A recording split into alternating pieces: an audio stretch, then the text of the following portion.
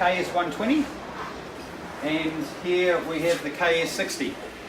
So we're going to feature the KS60 today in more detail because of the lightweight and the compactness. It's a really popular saw for flooring contractors.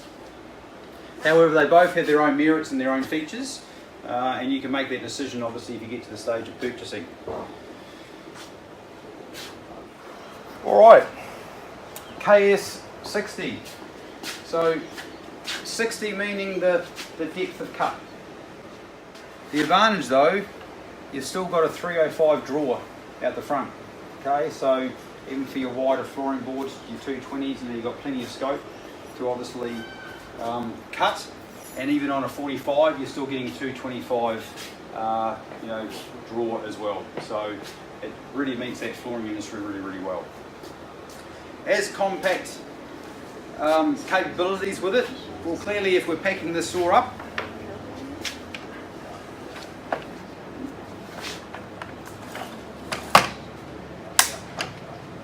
there it is. From a weight point of view, just around that 17 kilos of weight. So for a solid flooring contractor like yourself, easy to operate, easy to handle, doesn't take up a lot of room in the van or the truck or the ute.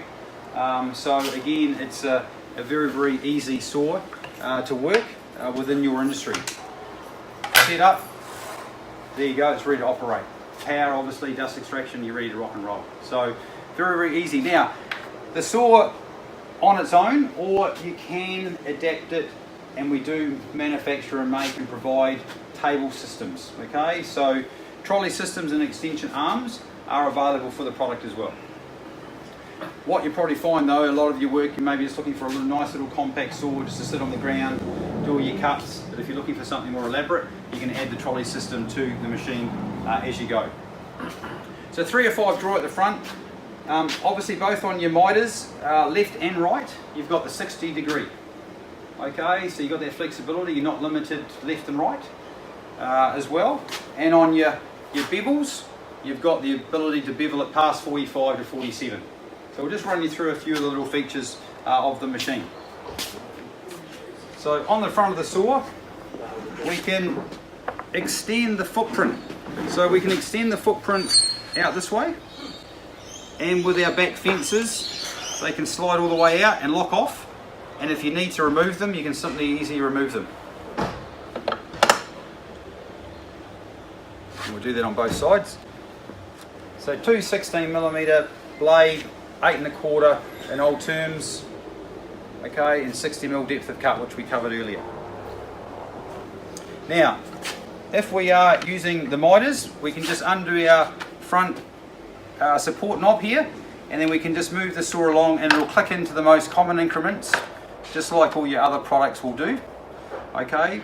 However, this is a laser etched stainless, so of course it's going to eliminate the wear that you'll get on the product over a period of time.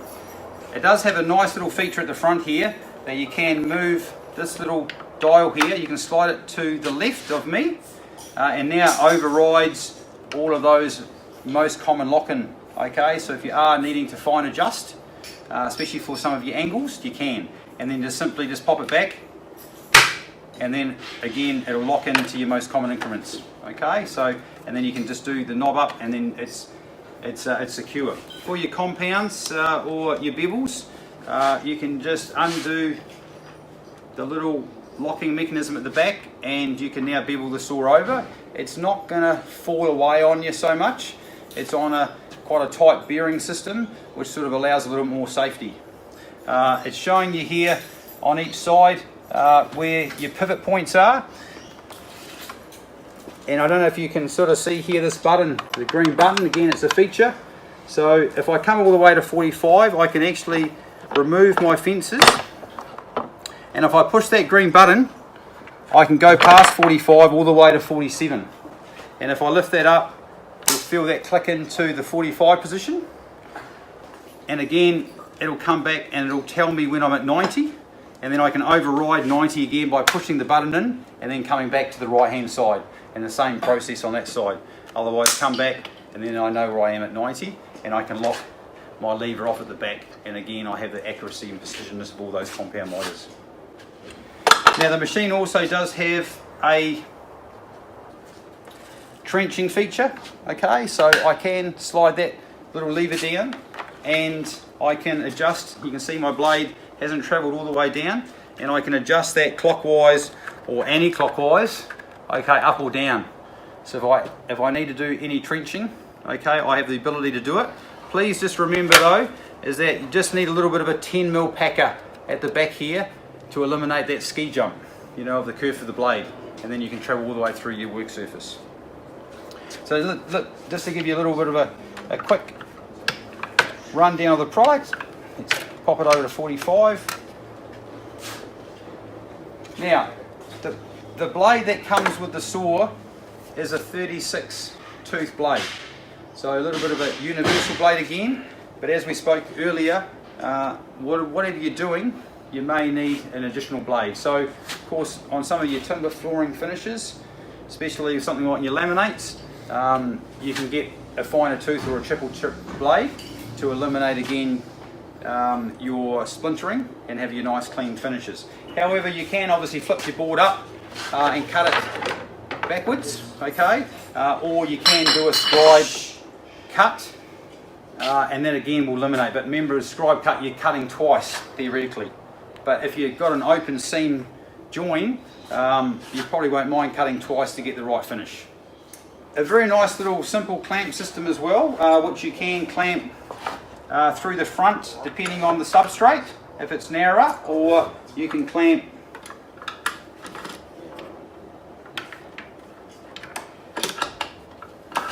through the back of the saw.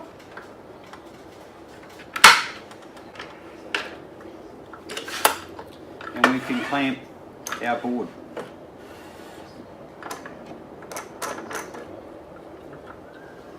So that secures it as well, but obviously you can use the clamps, sacrificial hand to support the timber. If you are using the clamps, never ever rely on the clamps, always use that sacrificial hand to support your timber, because depending on how thick the timber or how hard the substrate is, you may get some kickback.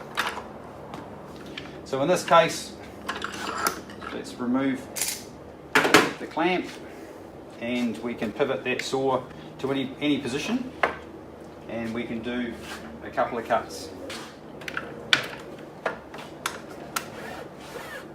Now, if I'm marking my cut on the board, I've got the ability here to turn on or turn off a light. What the light does, it's not a laser, it's actually a scribe line shadowing the curve of the blade.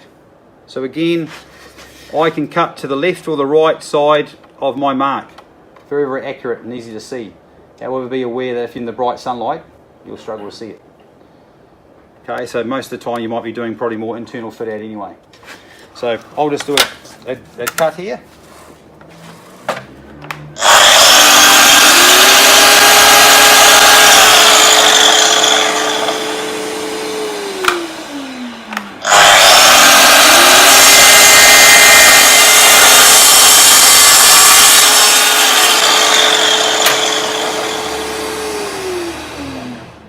A very nice cut there, a cut line.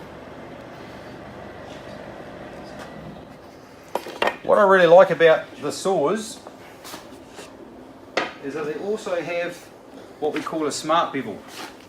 I'm not sure who's used a smart bevel at this stage, but it's very, very easy to operate.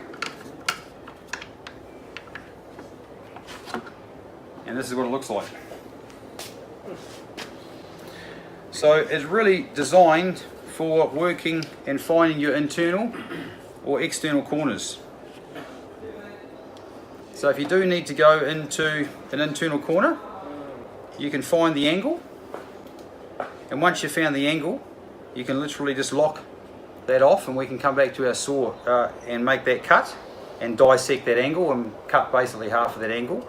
Or if it's an external, you can slide these two aluminium pivot points out here, and of course clearly if this was our external corner, we can just find it and lock that off and then slide those in before we go back to our saw.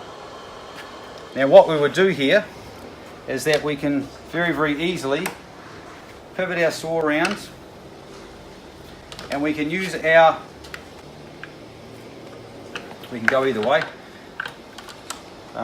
we can use our tracking laser, okay, and this way our shadow mark, and we can line this up to our line here and to the side of our, now probably easier obviously on this one, depending on where you're positioned over there, is that you can come over closer and see what I'm doing here, and I can finely adjust here. So have a look at my pivot points here, so you can sort of see this little white line here, and here. Yep. So I'm lining that up to the side, this little arrow here on the side of this here. So once that's locked in, and then I can lock that off and then bring this away, and then when I make that cut, I'm cutting half of that, or dissecting that angle. So it just means that I don't have to go back 2 or 3 times to make that perfect cut. It's going to be perfect every single time. And the same would apply to if we were doing some skirting. So same thing, we may have found our angle, and in this case if we're working off that position there, well, we know that half of that's going to be 45. So, and then you may cut your skirting again clearly on the way that you're fixing it to the wall. Would that be pretty normal for a few of you, or you can lay it down? So what we'll just do here is we'll just do a couple of little cuts. Just if I pivot it around here, what I might do actually is I will shorten that down somewhat, so just make it a little easier.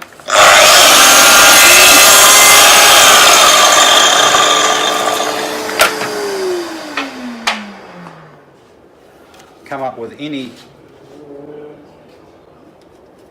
measurement you like.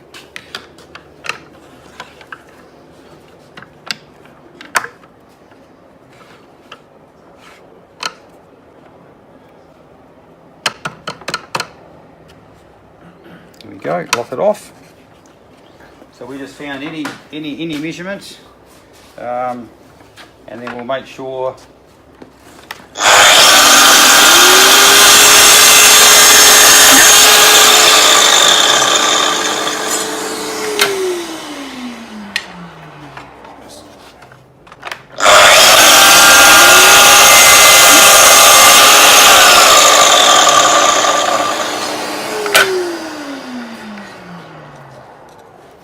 and that's actually the angle that we found.